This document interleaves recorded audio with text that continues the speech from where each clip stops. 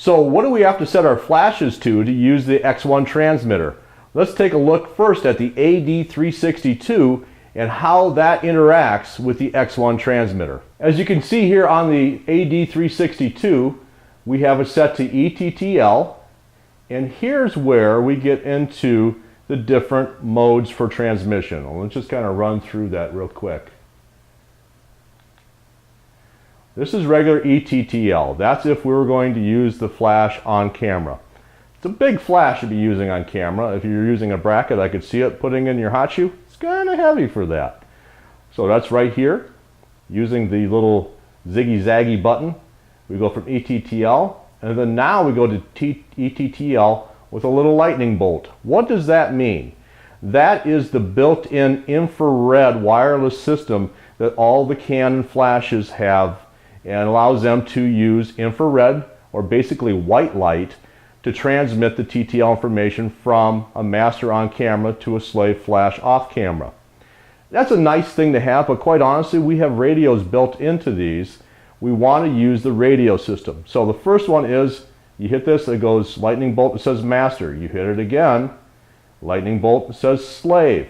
We don't want either one of those. We want to get into the radio system. It looks like a little radio antenna with radio signs coming out of it. First one is master. We want to hit it one more time. Now we're into slave mode. What does that mean? We're using the X1 transmitter on the top of the camera in the hot shoe.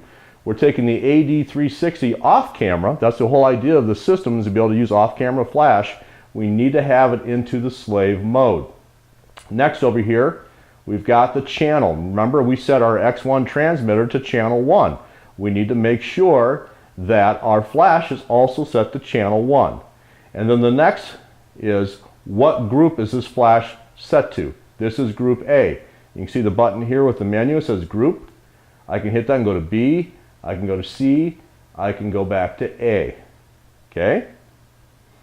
We can go to channel over here. Channel 1. Turn the wheel up and down to channel 2. Right now I want to be in channel 1. Got it, locked in. We can manually do flash exposure compensation on the flash. I have no idea why you'd really want to do that, because you can do that from the X1 transmitter. Okay? But you do have that opportunity to do that here. So up here it just says we're in autofocus mode. So it's working with the autofocus mode of the camera and understanding where the focus is falling. So we've got ETTL, we've got a radio signal, we've got whether or not we've got this set to an audible beep. If you want to make sure that your flash fired, it'll beep, so you have that option to set that in your custom functions. Whether or not the flash is firing here, okay? We've got the 3 lines coming out of the flash head, means it is set to fire. Channel 1, slave A.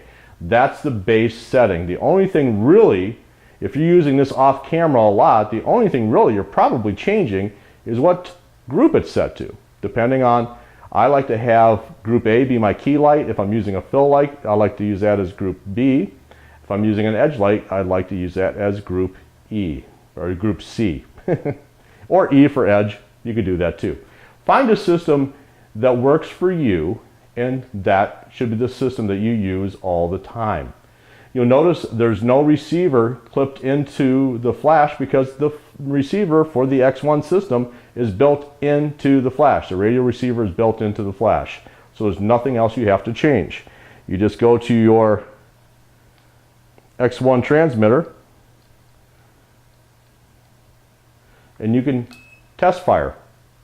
If you set this in manual and you need to meter it, you set your flash group, which is A, on your X1 transmitter, you set it to manual, you can go and meter your light then too. Very simple, very easy to use.